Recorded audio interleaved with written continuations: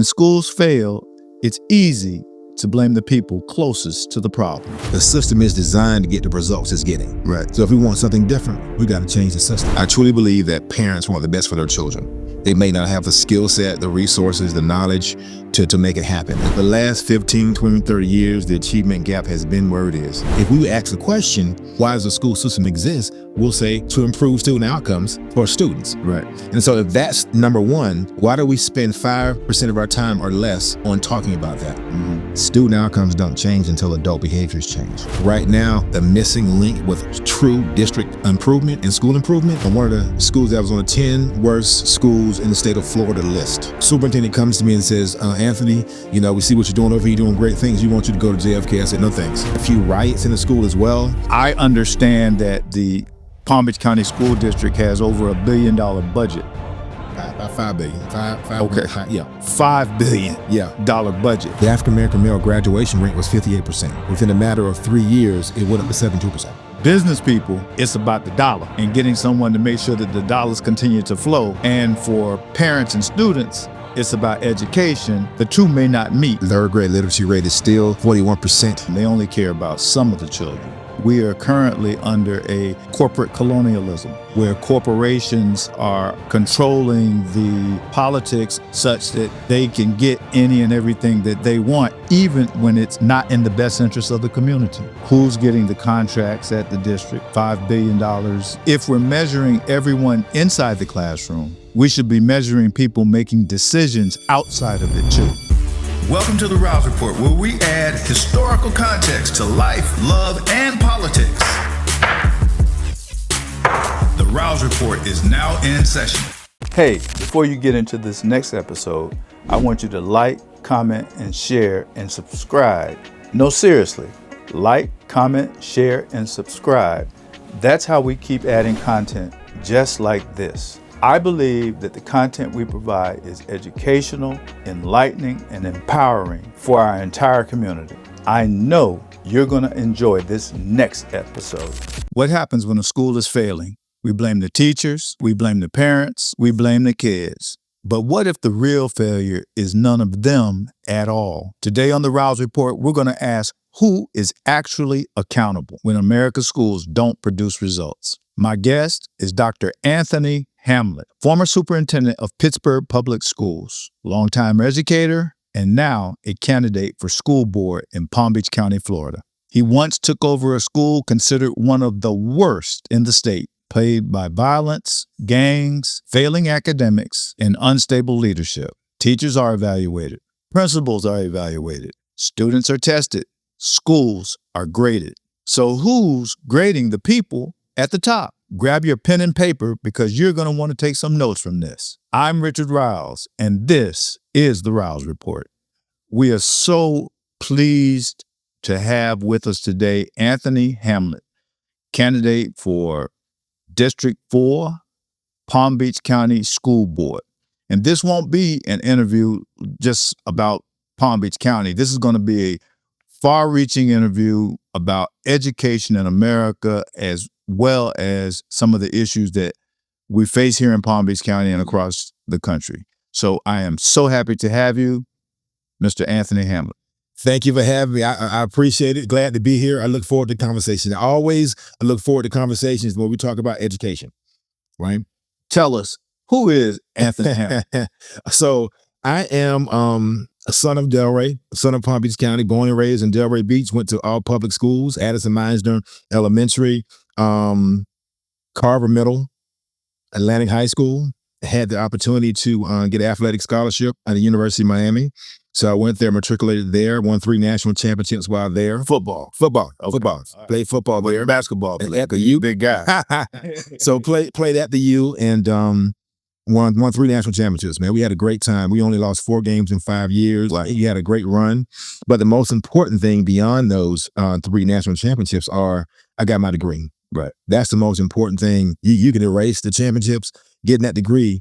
I wouldn't be sitting here having this conversation. So I will tell you also, that talking about me, I never want to be an educator. I always want to work with kids though, right? I saw myself as a behavior specialist, a counselor. And after being kicked around in some professional sports, I Let me backtrack. After University of Miami, I got drafted by Seattle. Was in training camp, didn't make the team. I got hurt. Then I came back. I was always one who wanted to work and wanted to be involved. So again, I wanted to work with kids, not be an educator. When I came back to Miami to get my surgery and do my rehab, I took a job at the Children's Home Society at a group home, and I was a behavior specialist at a group home for about a year until I signed my next contract with the Indianapolis Colts. So I left that job, went to Indianapolis Colts, kicked around there, got hurt again, and Indianapolis Colts were put on injured reserve for about 4 weeks, and then I got released. Came back home again. At that time, I came back home and I got connected with Delray, one of my mentors, and Leonard Mitchell, who's in the school police, and he said, "Hey, we're building this. They just built this new or started this new the first alternative education program in Palm Beach County, which was Gold Coast Corporate Academy, right? And so that was Peggy Campbell was the principal. He said, "Why don't you come over there and sub till you figure out what you want to do?" I said, "Sure." So I go over there. I was placed in the classroom. Now, for those people who are watching in Texas and California, Gold Coast wasn't for the. No, that's an alternative school for behavior students. Okay. So if you acting up in school, raising heck and causing problems, they sent you to Gold Coast. You had the behavior issues, the bad ones. So went there and come to find out, start subbing, and I was there for about a month. The principal comes to me and said, "Wow, you still here?" I said, "Yeah, I'm having a great time. The kids are having a great time." And they had no more issue in that classroom when I stepped into the classroom. Young African-American males, young men and women as well. And went in there, we were having a good time. We were learning. And so this was, wow. I got drafted for Seattle out of Miami in 1992. I worked for Children's Home Society in 1993. Indianapolis Colts in 94. Then back at Gold Coast, the end of 94, 95 at Gold Coast, right? And so Principal Campbell comes in and said, "You've been here for about a month. That's great, because typically we can only get a teacher to stay 2 or 3 days, a substitute teacher." And she said, "Well, since you've been here, why don't you apply for your teaching certificate?" I said, "No, Ms. Campbell, this is not what I want to do. I don't want to be an educator." She said, "Hey, I saw your credentials. I saw your resume and your transcript." She said, "You'll get your temporary certificate, but also you'll get paid double what you're getting paid." I said, "Where's the paperwork?" Okay. So did that, fill out the paperwork, then I became a certified teacher, because all principals want certified teachers in the class. Right. Stayed there for the year. Still had the football bug in my system. Man, hard to get out. So I went to the Canadian League in Winnipeg. Went up there, was up there for about a couple months. Me and the Winnipeg Blue Bombers didn't see eye to eye. Right. So that's when I came back home to Delray again, and I took a job at South County Mental Health, and I worked for South County Mental Health. Do you remember the A.G. Holly hospital grounds that they had the houses on the outside? Those were group homes. Okay. And so I worked in a group home as a family counselor at the A.G. Holly Center for South County Mental Health. And then the football bug is still in me. I wanted to coach. And so a position came up at Wellington High School as a walking dean and also as a football coach. So I took that position, and that what started my trajectory in education. And so I got into education, began to be head on track coach, assistant head football coach, doing my teaching. And then in there, while there, I started teaching as a walking dean, and then based on my skill set with counseling behavior specialists, they wanted me to go in and start a new program, an in-school suspension program, because back then there wasn't too many alternative ed programs, but one, right? And so we basically started our own alternative ed program within Wellington High School.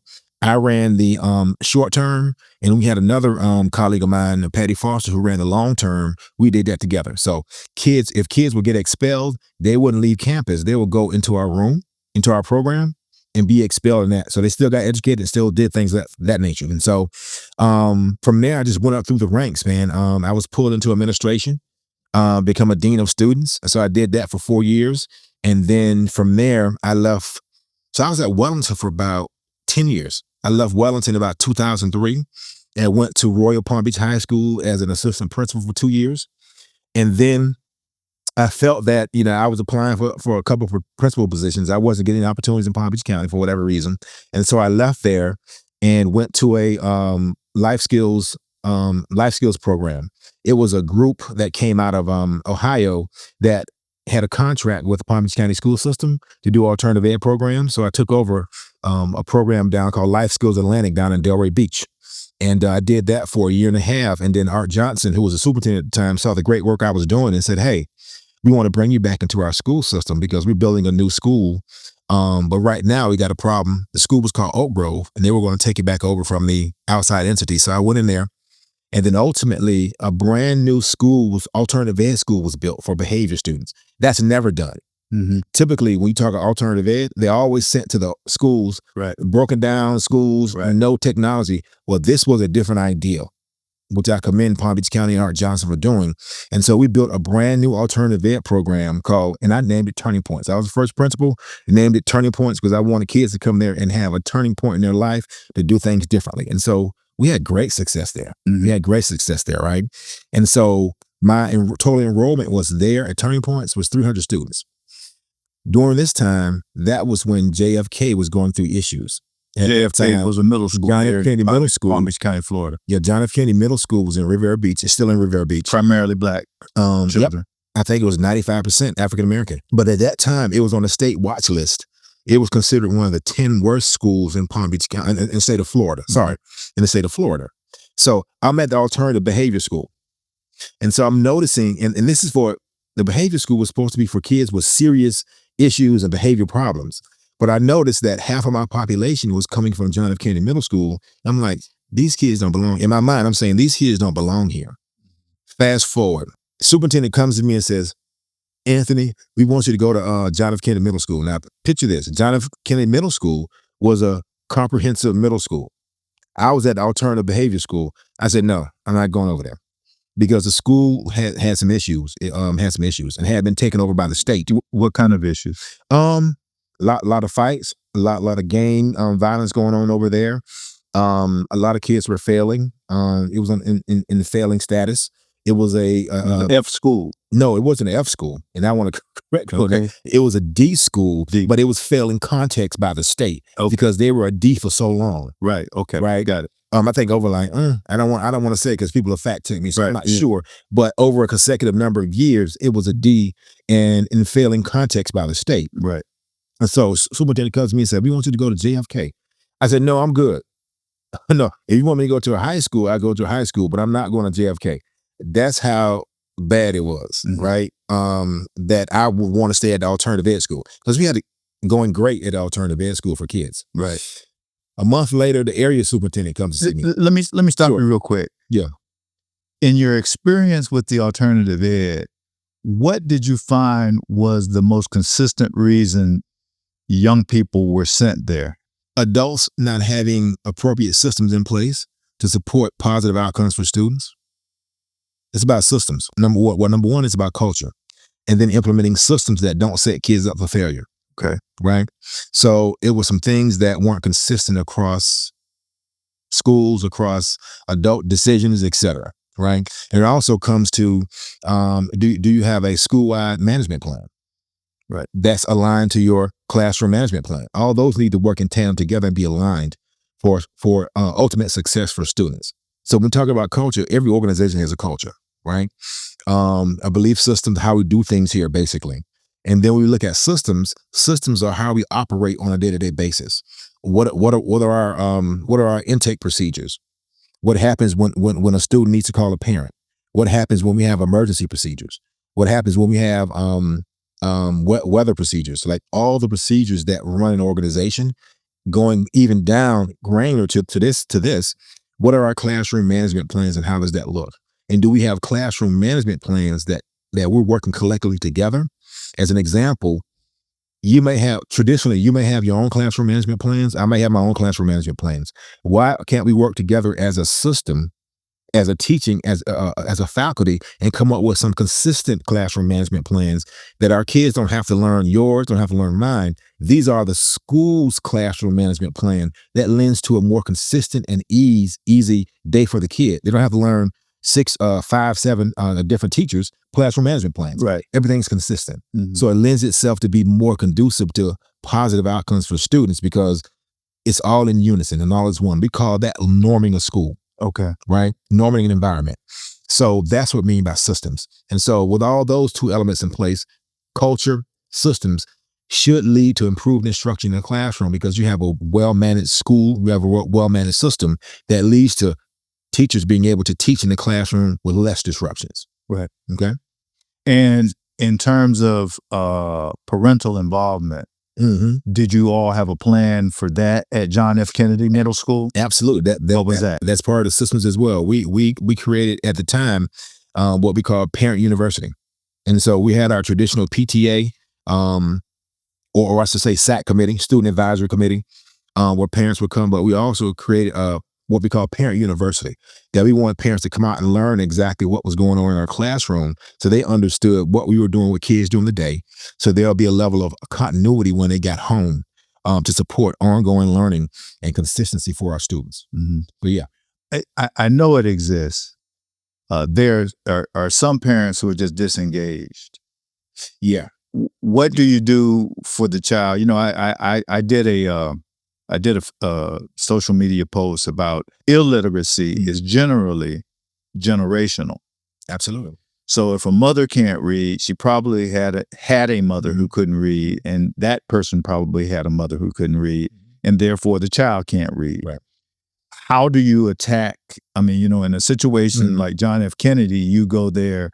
Did you find yourself in that situation where you had some generational illiteracy and the parents just were disengaged, or was that not a problem?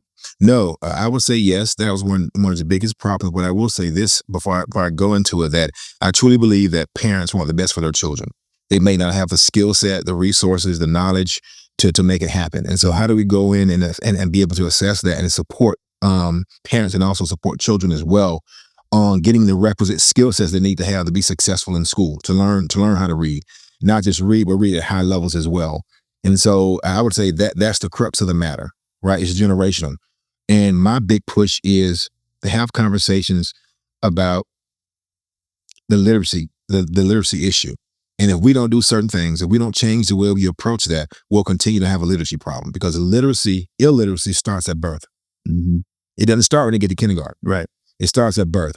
So if kids aren't getting the intellectual stimulation they need at home in the community, they're not going to come with a skill set they need to have to be successful or be reading at grade level, not having their sight words and things of that nature. Right. And so we need to come up with ways and supports we know these areas that these kids are coming from, that they need additional support. Why can't we come up with money and funds to have a birth to pre-K or birth to kindergarten program that really supports literacy development in these kids? That's where, if we really want to change the literacy gap, that's what we need to do. Well, for full disclosure, I have to say that when this young man was a college student at the University of Miami, he was one of my interns at the Ackerman, Bax, Cloyd & Shearer law firm. And so I have known him in excess of 30 years. And so I'm pleased to have watched his career grow. He has come from being a school teacher, a area superintendent, a college professor. If it's in education, Anthony Hamlet has done it. You're running for Palm Beach County School Board. Tell us why. Education is my passion. I don't see it as a career. I don't see it as a stepping stone for anything else. I see it as a calling that I was blessed to have some skill that I can apply and create better outcomes for students at all my stops that I've had. So some people ask me sometimes why you chose education. I say education chose me for some reason, because I was able to go in and support students, high-performing students, low-performing students, faculty and staff, and rally them around a cause to improve student outcomes across all my stops in public education at this point. And so that's why education, but also more importantly, the data says we need support in what we're doing. For the last 15, 20, 30 years, the achievement gap has been where it is, right? We just went up as far as third grade literacy scores in Palm Beach County, went up by 4% to about 59, 60%, but it still persists. The gap is still there. And so we look let me break you down on that. Yeah. You say the achievement gap. Are you talking about the achievement gap between Black students and white students, or what The gap achievement between? gap. Okay, The gap between is between white students and Black students, minority students. okay, There's always been this persistent achievement gap. okay. Example, the third grade literacy rate right now is about 59-60%. So that means there's about 41% of our students that are reading below grade level. And the preponderance of those students are melanated folks like me and you, Okay. right? And so if we don't have that as a focus to change and improve, those students won't get the same opportunities as their white counterparts when they get to middle school and high school, because there are elective classes where they'll be taking coding, they'll be taking AI classes, they'll be taking other elective classes, fun experimental classes. They won't be able to take those because they'll be stuck in reading classes because they're behind in reading. Right. And so we want all of our kids to be exposed to all the opportunities as soon as possible, early and often. And if they're not, then that means they're left behind. Right. You want to make sure all kids are at a point where they can access the public education system as we want all students to do, Right. not just some. I have read some studies over the years, and this achievement gap has been a long-standing problem here in Palm Beach County, in excess of 30 years or more.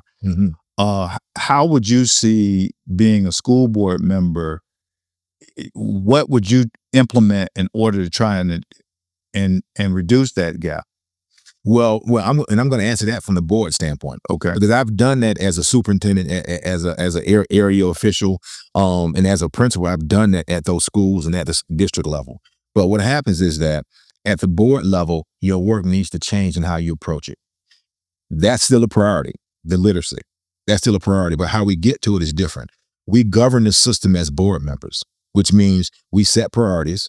The priorities are set based on the board members who are elected by the people going out to the community, collecting the vision and values from the community, not the superintendent. The superintendent can be there with you, but the community has elected you to represent them. So it's incumbent upon you as their board member to go out, not just once, not just during election time, but on a regular cadence of support, outreach, and engagement to collect the vision and values from the community. Bring the vision and values back to the community, work with the superintendent and executive staff to create a suite of 3, no more than 5 long-term priorities, 3 to 5 years, that will focus. What is our priorities? Because research tells us from Covey, more than 5 goals or priorities, nothing's getting done because we're scattered. So we need to be focused. Okay. We need to be focused. That doesn't mean drop everything else, but this is our focus for the next 3 to 5 years. And literacy needs to be one of those. Third grade literacy needs to be one of those. And so by setting those priorities, once you set those priorities and long-term outcome goals, student outcome goals, you give it to the superintendent and then hold the system accountable for reaching those goals. Okay. Now the board's superpower is in monitoring. We monitor progress of outcomes toward making sure that we reach those goals. That shouldn't happen in a vacuum. That should happen on a regular cadence and having conversations about moving student achievement at every board meeting. Now, let me tell you a story, right? And so in the work and the research I've done, the Council of Great City Schools, so this is not something that Dr. Hamlet made up. So the Council of Great City Schools did a study on about 1,000 or 2,000 school boards around the nation to find out exactly how much time was spent talking about moving student achievement, talking about improving student outcomes in board meetings. And I'm going to throw a question out to you.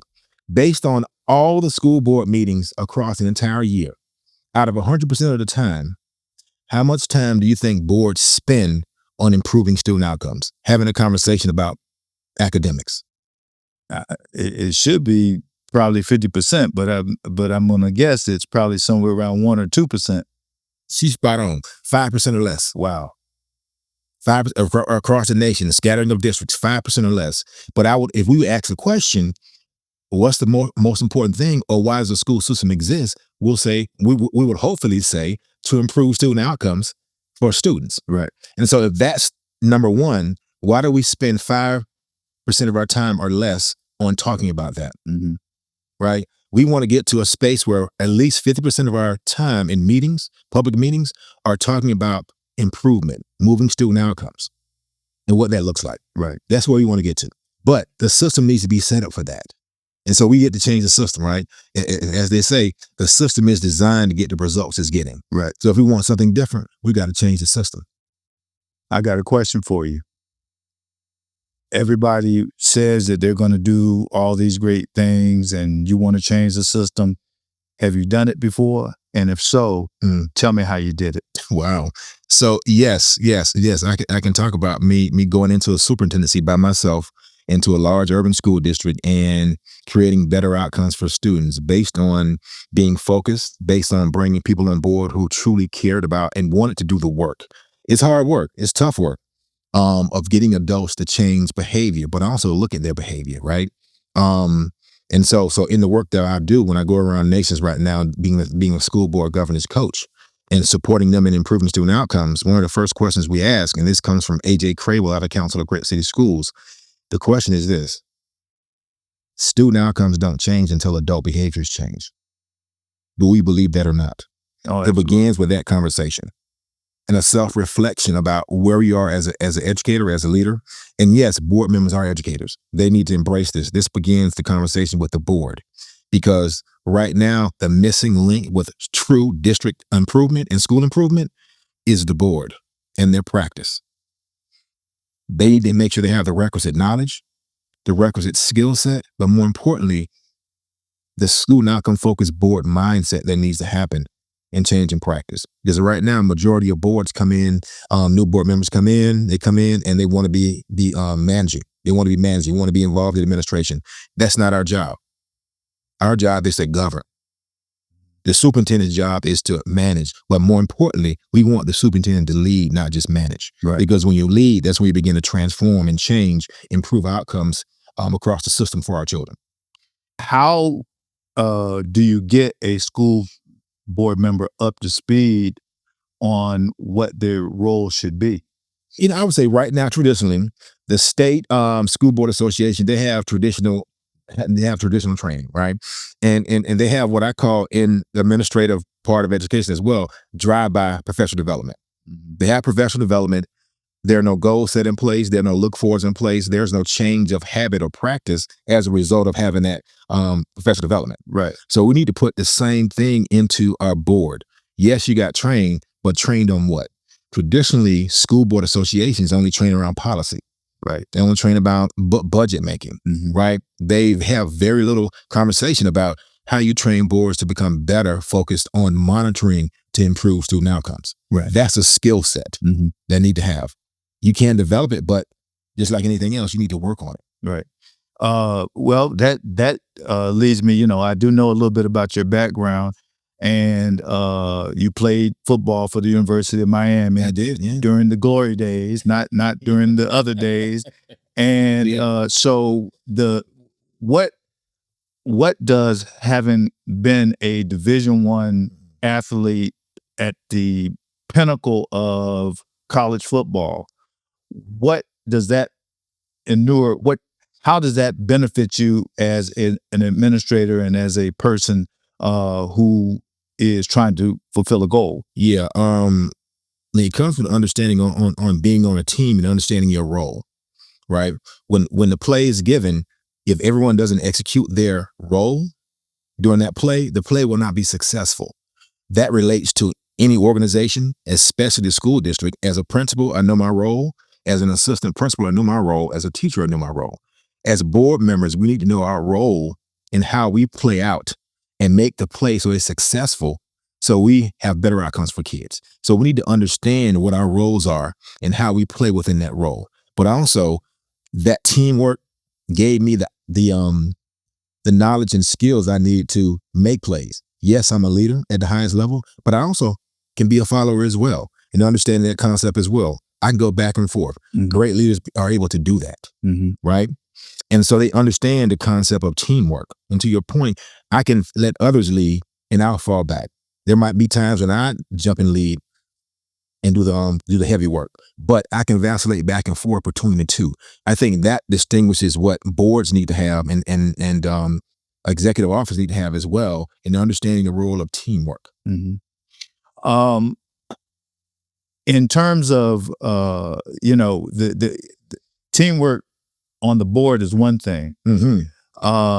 as the son of a school teacher, there has to be some teamwork in the home as well. Well, absolutely. As a school board member, tell me, how would you get, I've been to some of the school board meetings, always in a time of crisis, as a with any, NAACP, any number of organizations, when things have gotten really out of hand. Mm-hmm. How do you keep the community engaged and involved so that it's not a reactive, they're not coming down there reacting to something, that this is a cooperative relationship? So one of the things as a board member that we need to do a better job of, and this is based on my experience and looking at the data and looking at the actual work that is being done in school districts across the nation, is that we need to get out of trying to be administrators. We are not that. We govern. But also in that governance, to answer your question, part of the governing is creating a regular suite of going out to the community. There are two things that we can do when we go out to the community: outreach and engagement. They're different. When we're doing outreach, we're going on educating the community on new initiatives, on the curriculum, on textbook adoption, et cetera. That's going out to them and informing them. Engagement is now we have conversations about collective vision and values and educating the community about what's going on. That should happen on a regular cadence every 2 or 3 months, going out to the community, not having them come to school board meetings because you can't capture everyone. Mm-hmm. You need to go to the community where the folks are. Right. Be accessible. Go to a church, partner with a church, partner with a community center. Have a regular cadence of these meetings that you're educating the community, but also hearing their voices about what's going on and their concerns as well. Then you'll have a better conversation of how we support parents in their community where they are, instead of expecting them to come to school board meeting and see us on the dais all the time. It's not about that. Right. It's about us being selfless leaders and creating these opportunities for parents, community, and stakeholders on a regular basis to have conversations about what they're feeling, what they're getting from our educational system for our kids. And that really was my next question. It's funny.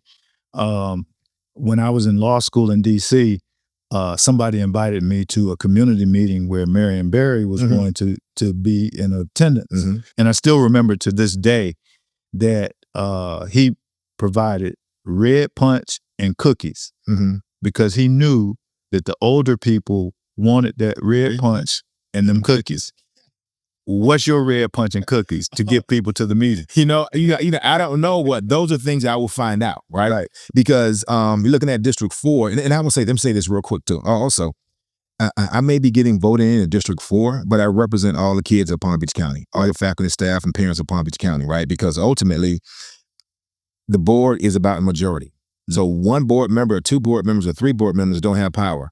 The majority is at least 4 in voting, but also ultimately we want all our board members to vote yes on certain things. They can have their opinions, but we need to lead with asking the question: is our vote going to improve student outcomes or not? Mm-hmm. Right? But my red punch, I have to find it out because we have a diverse community. Right. And so I want to make sure I don't come with assumptions. I want to listen to them and find out what they want, what they love, and what they value, and then bring that to the table. Right. Now, you talked about school board members are not administrators, that they are essentially a governing body. What's the difference? The difference is that we don't do anything with the day-to-day operations of the district. The operations of the school board should do these things. Number 1, collect the vision and value from the community. Coming back, working with the superintendent, getting a state standards in the legislative bylaws, then setting clear student outcome focused goals. So number 1, collect vision and values. Number 2, set student outcome focused goals. Number 3, monitor progress toward those goals over time. Adjust and have conversation with the superintendent.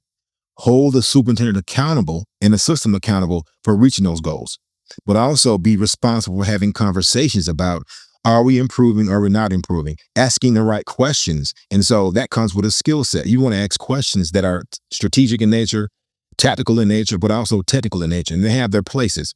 And having board members be able to have that skill set to ask the right questions is very important, because oftentimes I was reading an article today coming over here about a superintendent who got put on leave because the board felt they weren't being transparent by giving specific information or answering board questions.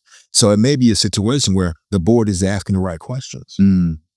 So that's our homework to do as a board member. So collecting the vision and values, setting goals, making sure we monitor and set the budget based on the budget that is given to us, collect the vision and values again, but also make sure we hold the system accountable.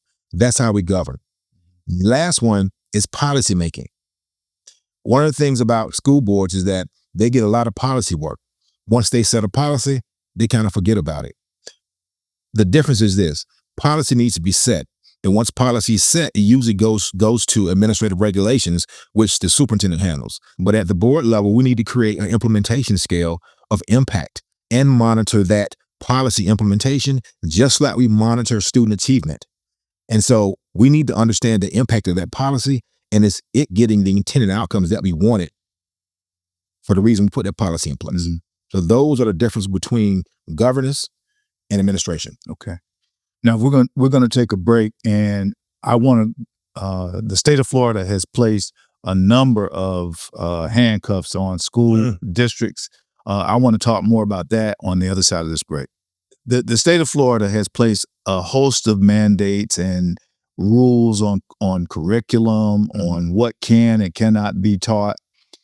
How do you, as a school board member, make sure that the young people that are in the system aren't receiving a education which is filled with propaganda versus the real, actual history and real deal in terms of the various subjects that they're learning, and it's not from a position of trying to promote a political agenda?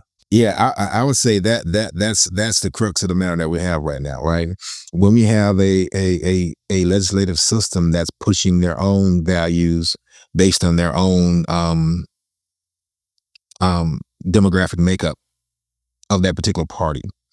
And so we need to realize that we are a melting pot of different generations, different ethnicities, different cultures, different countries that we come from, and that one size does not fit all. And pushing a one size ideology onto the system is just not right and the right thing to do. But to answer your question, how do we articulate now to make sure our kids are getting the truth and making sure that we deal with the whitewashing of the history books as it's coming down from our legislative body?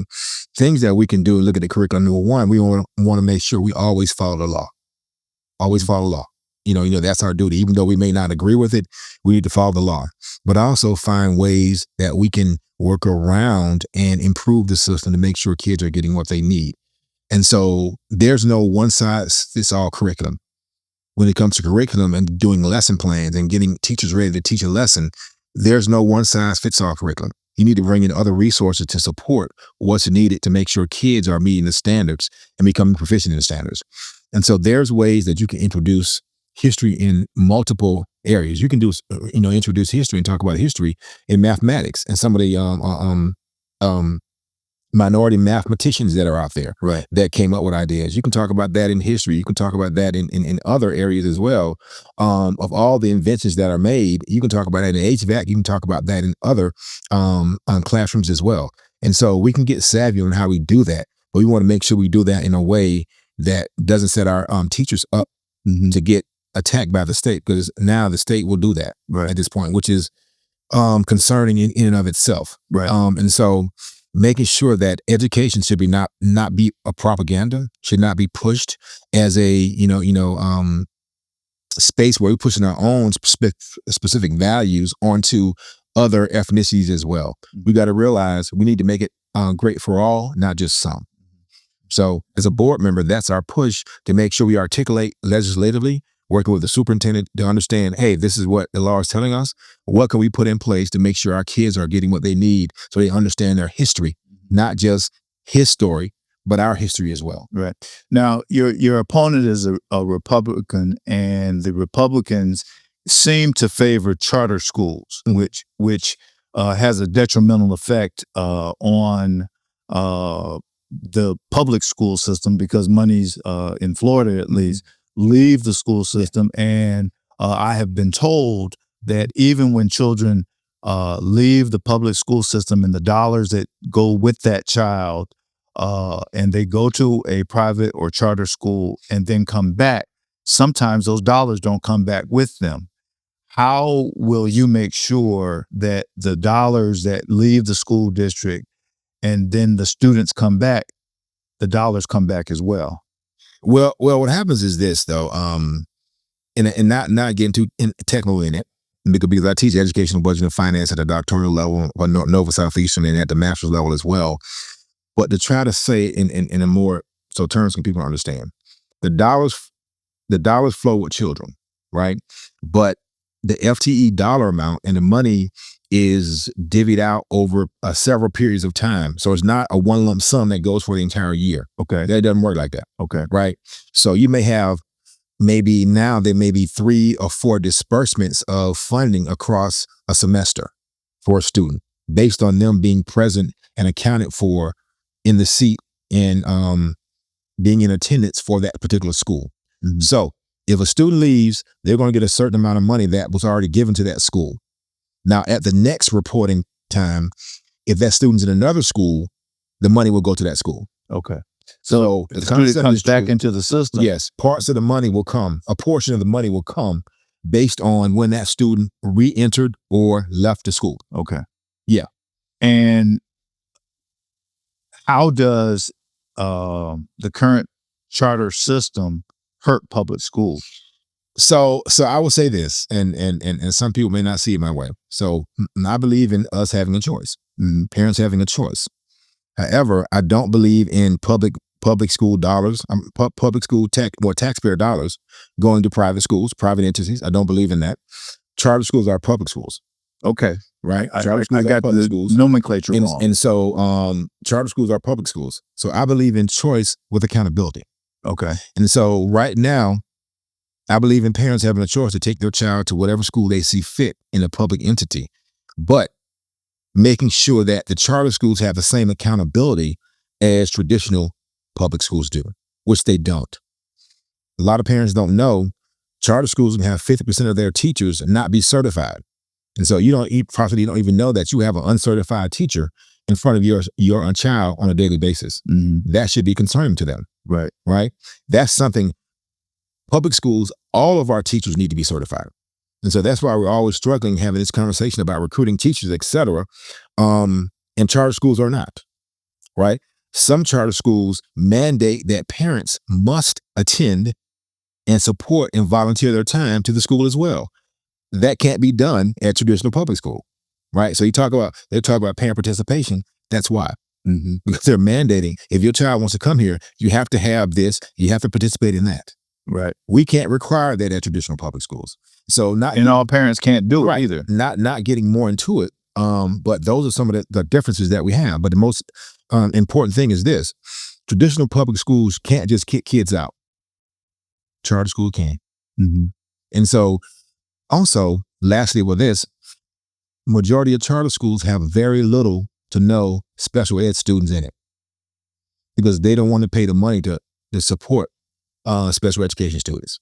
They may have what we call high incidence, which means they may need some speech, but they don't have the low incidence special education students, which are PMA students, profoundly mentally handicapped students that are in wheelchairs and things of that nature. So traditional charter schools don't have that unless you're a charter school that's specializing in special ed. That's different. Right. So those are some of the differences in the accountability when it comes to the system. So I believe in choice, but with accountability. And so for us, people say, well, they're taking our students. Well, my thing is this: if we focus on being the best and finding out why those parents want to leave and solving those problems, there's no system or private school or charter school that have the amount of choice programming that we have in traditional public school. So we need to find out what happened, what occurred, why that parent felt they wanted to go to a different school, because more than likely it's not about academics. More than likely it's about an interaction, a bad interaction with the student, bad interaction with the parent for some reason. Mm-hmm. And so we need to find those things out to make sure we remedy those things so parents can come back or actually stay in our schools and not leave. Mm-hmm. Before we go to our next break, I just want to say that it's clear that you have the educational experience. Can a person learn on the job to be a good board member? And you can get with me on the other side of the break and tell me what you think about that. Okay. Now, before we start talking about learning on the job, as a school board member. You briefly talked about this JFK Middle School, and for those people who aren't here in Palm Beach County, they may not know that it's in an urban community and predominantly Black, and has been plagued with everything that urban communities historically are plagued with. Tell us about your experience there, and how you were able to negotiate being the principal, and what happened. So at the time, JFK, as you kind of put in context, it was on the one of the schools that was on the 10 worst schools in the state of Florida list, right? Because it fell in context. I was at the alternative school, Turning Points, and so they had already placed 3 principals at JFK over the course of 1 year. Wow! And during that year, it was actually taken over by the state as well. And so superintendent comes to me and says, Anthony, we see what you're doing over here. You're doing great things. You want you to go to JFK. I said, no thanks. Because, for lack of better words, and to say this, JFK was off the chain. Okay? No. Yeah, it was off the chain. So I said, no. And why was it off the chain? What made it off the chain? You had academic issues from the students. You had gang affiliations and violence going on in the school. You had a few riots in the school as well. You had a few teachers that gotten beat up in the school as well. So it had its issues, right? It's like that movie with Joe Clark. It was one of those kind of, but a little bit worse. Worse. Yeah. Wow. But okay. I will say you had, but you had people that wanted the best for kids, right? We just had to get in and put the right people in place to make it happen and create the change. And so, before you go any further, what I envision, which has happened historically here in Palm Beach County, was JFK a school where they had sent the worst of the worst teachers, or they just had children who had no respect for authority? No, I tell you, when I got there, JFK had some of the best teachers in Palm Beach County. Okay, under my just my opinion. Right. So it's about leadership, getting the right leadership, getting the teachers on board, getting the community on board, getting the parents on board, and more importantly, getting to the hearts and minds of the students to say you can do better than what you're currently doing. Okay. So it's a combination of this. So tell us how you did that. So we go in and just create this vision, and I think my work in South County Mental Health, Children's Home Society, in the group homes and things of that nature gave me a different lens on how I support kids, and what support kids, what kids need to be successful in an adult driven system, and what that looks like. And so we went in and had conversations with the faculty and staff first. My first day talked about, and I didn't talk much because I don't do a lot of talking. I'm about action. I'm about getting things done. And so talked about some of the issues that were going on, what they wanted for themselves, what they wanted for our students, and began to put a plan together. And so we worked together with the safe schools at the time, and we worked under the model called single school culture, began to norm the school. I talked about, and number one, creating a culture of student-centered focus, right? Not adult-centered focus, student-centered focus of what that looks like in a traditional adult-centered organization. Shifting from a focus on making sure we make the best decisions all times for students, and supporting adults is a byproduct of that number one, which is supporting students. Created that environment. Then we started looking at our systems. How do we operate on a day-to-day basis? How do kids come to school? Do they have clarity? Do they have consistency? Do they have the right positive support from classroom to classroom? And so we began to work together as not as a disjointed unit, not as a 6th grade, not as a 7th grade, not as an 8th grade. We began to work together as a school, as a middle school, and began to put consistent systems in place. And we worked on and told them that it only take one weak link in the chain, in the system, to break it down. And so we had to be consistent with our rules, and to start norming the environment. And so those things began to change. But also, kids began to come to school and they understood what was going to happen that day, how they're going to operate, how they get from class to class, how to get to the lunchroom, how to get into their classrooms. And it began to change the behavior. Behaviors went down because there was consistency for kids. Discipline referrals began to go down as well because there was consistency in the classroom from the teachers, how they support the kids. And then more learning would take place because there's less disruptions in the classrooms. But also more learning would take place because there was kids that were in the seat who traditionally, of the history of the school, that would have been suspended but now they're not getting suspended. They're in the classroom learning and not at home, not learning. And so those things begin to change the focus and change the vision for Lakes as well. For John F. Kennedy as well. But also, more importantly, we really embraced bringing the parents in and developed that parent university. So parents understood what we were teaching their kids to a certain extent, and also giving them materials and support so that they can continue the education of their student at home with the proper materials. But also, one of the things we did as well, we worked with our community partners. And so what I started creating there at JFK was what we call coordination of services. That's when all your resources, your outside organizations would come in and pull kids out of the classroom. Well, looking at the history of that, sometimes a kid will be pulled out of academic class, or they're missing academic class 3 or 4 times a week because they were pulled by other organizations. And so we had to bring those organizations in and say, we need to work together to make sure our kids aren't missing critical time. And then make sure that when they came and pulled kids, that they were pulled from an elective class per se. And not saying that elective classes aren't important, they are, Right. but they have to be pulled from somewhere. Right. And so if we can not pull them from their academic classes, that'll be better for those kids to be in those core classes, learning the math, science, the social studies, the history. Either pull them out of PE, they're not going to impact their grades so much. Right. And so we work with those outside organizations to really put that system in place as well, which further supported increasing academics and achievement in our school as well. If I'm understanding you correctly, you're saying that the having a system in place that if you cross this line, you know what the consequences are going to be, that in and of itself helps the children maintain their own composure and order, and it then filters throughout the school. Right. They understand, as an example. Now, as opposed to a kid in middle school, you can have 7 classes, 7 different teachers. And if 7 different teachers have 7 different classroom management plans, that's inconsistency for the child. Right. Now, when we say this is the school's classroom management plan, you will learn a level of consistency when they go into every classroom. Teacher can have their small flavor, but the main 5 rules are the same across the entire school. That's what we call norming the environment for kids, right? Not setting kids up for failure. They understand from classroom to classroom, this is the expectation. These are our classroom rules. This is how we all manage our classroom to make sure that we get the most out of the day, to make sure we get the academics and the teaching, more importantly, the learning that the kids need for that particular day in that classroom. Right. So as an example, Yeah. right? That lends a level of consistency and continuity that kids come, they know what they're going to get. Right. They know the expectation, right? There's less stress on their mind coming to school and having to worry about, Mr. Ryles' classroom, Right. Dr. Hamlet's classroom, what's going on. It's totally different on how we operate and how we do things. Right. So how did you know that that would be a workable plan to change that school?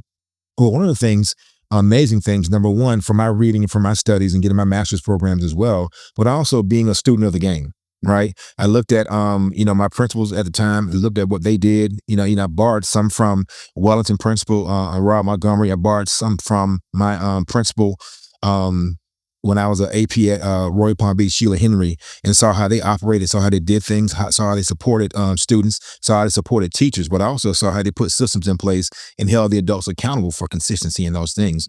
But also at the time, we had in Palm Beach County schools, safe schools. That was run by Allison Adler, and Dr. Adler came up with, her and her staff came up with what we call single school culture. And that's about norming the environment. That culture, you have one culture in that school. You don't have multiple cultures between classes. You have What do you mean by culture that's set. What do you mean by culture? Basically how we do things in this organization, in a nutshell, all right? This is what we're about. This is our beliefs. This is our traits, this is our values that lead to putting systems in place that And that's for teachers and students. That's for everybody in the organization. From the janitor on up. Everyone buying in. And so one of the things that we did as well is that, of course, teachers get professional development. We provided professional development, which was unheard of back then for our non-instructional staff as well, because they have heightened interactions with kids on a regular basis as well. We even train our bus drivers, because in the morning time, the first adult besides the parents that the student sees is probably the bus driver, right? Right. And so making sure they understood the expectations, what was going on in school. So there's a level of consistency when you have conversations with kids, when kids get on the bus, everybody worked together, and we trained them as well and got them development and support as well with resources as well. So it's an ecosystem. It's not just the teachers. It's not just the parents. It's an ecosystem with everybody working together, trying to lend a level of consistency that supports our children so we can improve outcomes for them. As we move to break, I want you to think about this. How does being a Black male affect your leadership? And it has affected your leadership in all of the stops you've made. We'll do this on the other side of the break. How does being a Black man, and how has being a Black man affected your leadership, and has it made it more difficult? Has it made it easier? What's been your experience? So I will tell you, What do you bring as a Black man to the game? so I will tell you, being transparent, being a Black man and being a former athlete has made my leadership easier, or has brought a level of credibility that students see, teachers see, parents see as well, about the work I've done and where I've come from in the system. And so majority African-American males and other males and even young ladies now want to be sports stars and sports figures or whatever it is. And so you have a young man who's come up through the system, coming from under economic area, and then working hard, doing the work that needs to be done, learning and training, and then becoming this leader. That gives me inspiration. That gives me something to look for. And so when I begin to have conversations with faculty and staff, it's a different type of conversation that somebody else may have. But also in dealing with discipline of students, totally different, right? A kid can go there and cuss Miss Jones out, who's about 5'5" or 5'4", 120 pounds. It's a different conversation than you have with me, right? And so dealing with discipline, as an example, is very different in how we support students as well. And so I think all that has gone into me becoming the leader I've become, but also, more importantly, the impact that I've had. And I always talk about the impact. Ultimately, that's why we're in this business, to improve outcomes for children. Right. And so a lot of folks talk about leadership, but they don't talk about the impact or level of receipts they bring to the table. I always talk about the receipts, the impact. Right. People always ask these questions about the organization. Side note, I used to have conversations with reporters all the time in my superintendency, and I got to the point where I'm not answering any questions unless it's about student outcomes, it's about teachers, it's about principals, it's about faculty and staff. They have any questions. So that tells you something. Right. You should be asking questions about how the children are doing, how the faculty and staff are doing, right? That's normally not what goes on in the media, in organizations. They want to hear about the noise. Right. And the noise has nothing to do with improving student outcomes. Right. But that's their narrative they want to spin. Right. That brings me to the question that I touched on earlier. It seems to me, as the son of a school teacher, my mom never was in the administration or anything like that. But what you describe even as a lawyer seems very complex. Is this a job to become a school board member that you can just show up one day and learn it on the job with OJT, on the job training? Are you going to be as effective as someone with your level of skill and education and training? No, I would say no, but I'm gonna use this analogy, right?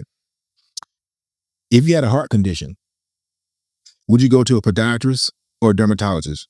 No, you will go to a cardiologist. So we have an issue in public education that we need to move student achievement, not later, but now. Our children deserve it now, not somebody learning it on the job. If you have an individual that has a knowledge, expertise, and the track record of creating change, positive change for students, then the choice is clear for me. But ultimately, the school board race is not that cut and dry. Right. No. Often folks use it as a stepping stone to something else. And so they get on there, they maintain the status quo because they don't want there any controversy around their name, because they want to be able to step to the next public office. Right. And so we need individuals, when we have the opportunity, that have the expertise. We're crying about we want change. You have the opportunity now to put individuals on the board who have done the work that you're talking about and can show the receipts and the impact on children. I'll give you one example. When I went to Pittsburgh, as superintendent, the African American male graduation rate was 58%. Within a matter of 3 years, it went up to 72%. Wow. Right. So those are things I talk about, the impact that we had on children, which is the reason that we in this work anyway. Right. Everything else is noise. Right.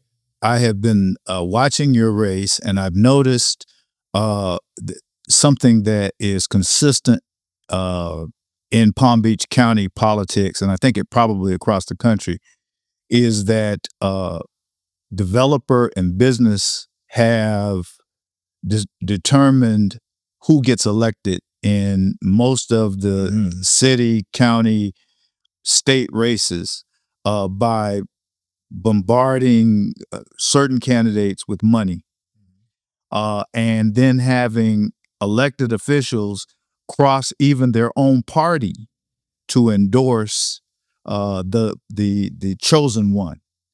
And you have an opponent that has received endorsements from who is a Republican, that has received endorsements from Democrats, which is against the bylaws of the Democratic Party, and has received quite a bit of money from the developer class. I understand that the Palm Beach County School District has over $1 billion budget. About $5 billion. Okay. Yeah. $5 billion dollar budget. It's big budget. So to business people, it's about the dollar and getting someone to make sure that the dollars continue to flow. And for parents and students, it's about education, and the two may not meet. So my question to you is, how do you overcome business choice to spend all its money on somebody that's going to be a parrot for their interests? Yeah, that's tough. That's tough. Because I'm not a traditional politician. I used to say when I first got in the race that I'm not a politician, I'm a practitioner of the work. But somebody said to me, since you're in the race, you're a politician now. Okay. So I get it. At my heart, I'm not a politician, right? Yeah. I'm about the pureness of improving student outcomes and doing the work for kids, right? And that comes with supporting adults in the organization. But to your point, the data says we need to do something different. And if we don't do something different and puts individuals in place, again, we have the expertise, experience to really move student achievement. And we're going to continue to get the same thing we've gotten in the last 15, 20, 30 years. Okay, right?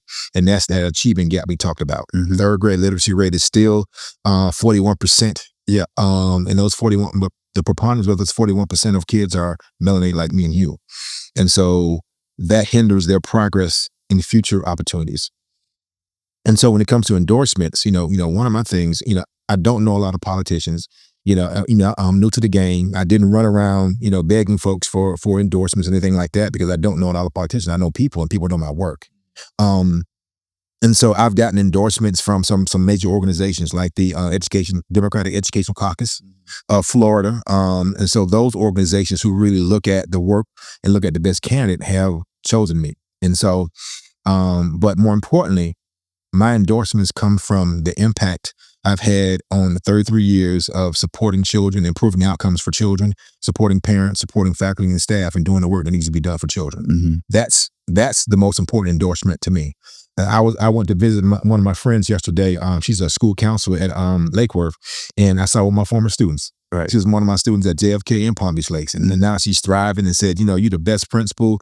You really supported me. I wish more students had the experience of working with you and being under you, and getting the support you gave me along the way. And now this young lady works at Lake Worth High School as well. So those are my receipts. Those are my endorsements that I care about. Right. I know that's not traditional.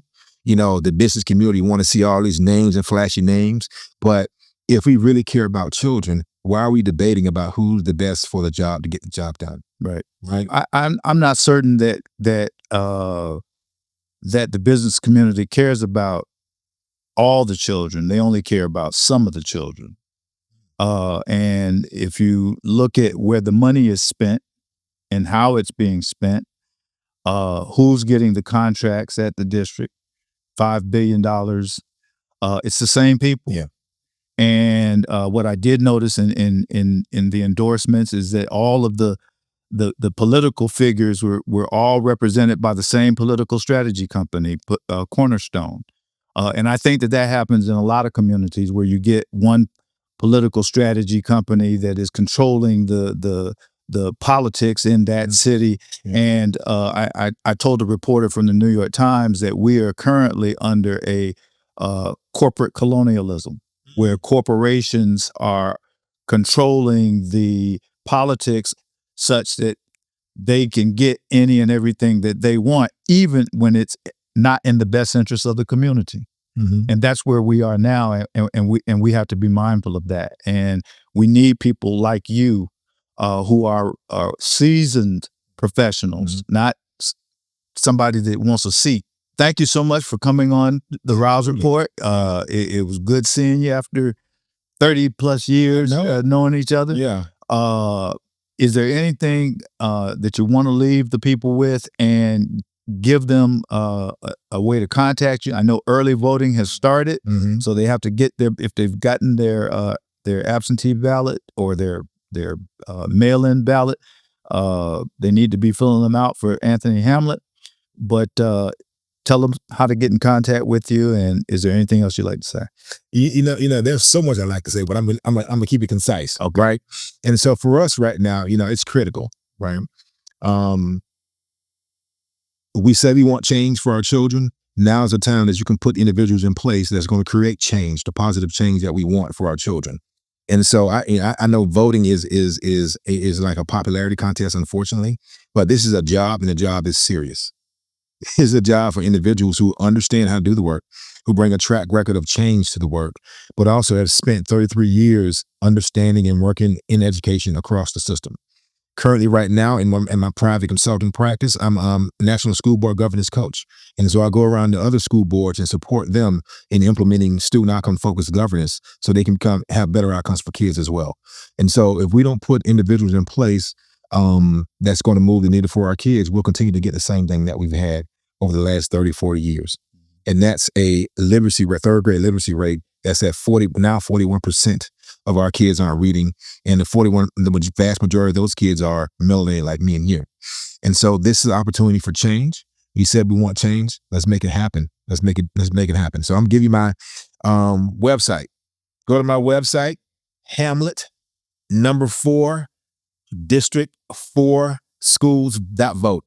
Hamlet 4 District 4 schools.vote. That's where you want to go. You'll find a plethora of information. I know some of you, maybe a majority of you, can't vote for me, but we can always use donations to get the information out to our voters and our constituents as well. That helps as well. So thank you for having me, my friend. It's good to see you. I'm going to send my social media, having this conversation to change the narrative for our children in Palm Beach County and United States as well. Thank you so much for coming. Yeah. When schools fail, it's easy to blame the people closest to the problem, the teachers, the parents, the children, but leadership matters. Consistency matters, accountability matters. And if we're measuring everyone inside the classroom, we should be measuring people making decisions outside of it too. Because at the end of the day, the question is simple. Are our children better because you were in charge? I'm Richard Ryles, and as we say on the Ryles Report, a day you don't learn something new is a wasted day. And on the Ryles Report, there are no wasted days. Until next time.